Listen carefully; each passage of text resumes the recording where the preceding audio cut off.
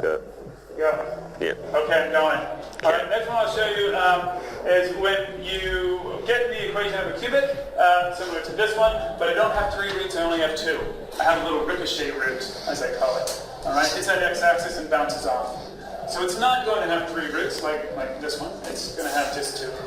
All right, so that's fine. And so what we do is we write the general form of it. A equals x minus b.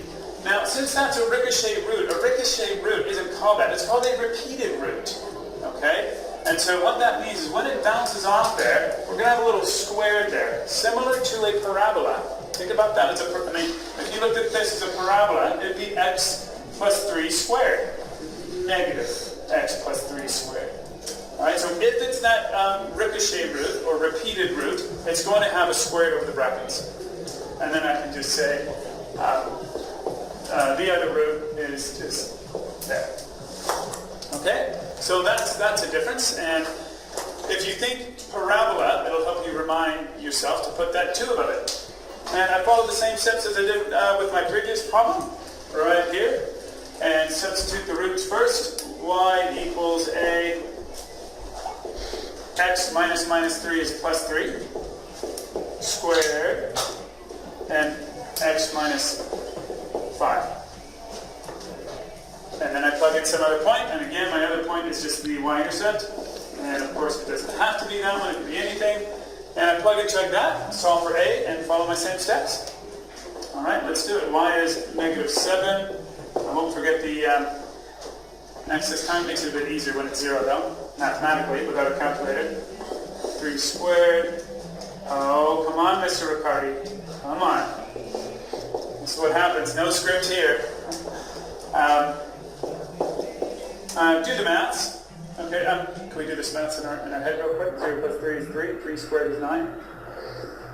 And 0 minus 5 is just negative 5.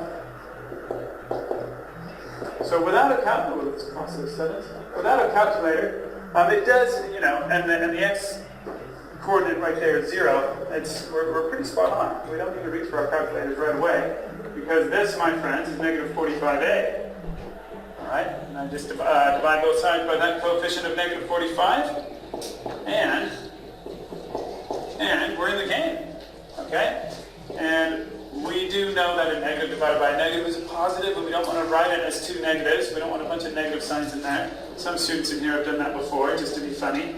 And we get that. Okay, that cool little coefficient, we definitely don't want to put that into a decimal. Wouldn't be pretty. And then we're ready to go. Boom, plug it into there with my roots, and I'm good. And I don't talk to the board. I talk to the camera. Really, just leave it.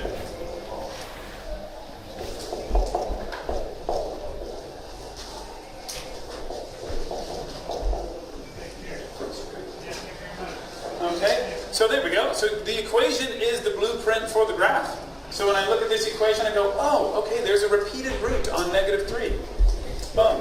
And the graph goes through positive 5. Remember, the roots are going to have the opposite sign in the brackets. All right?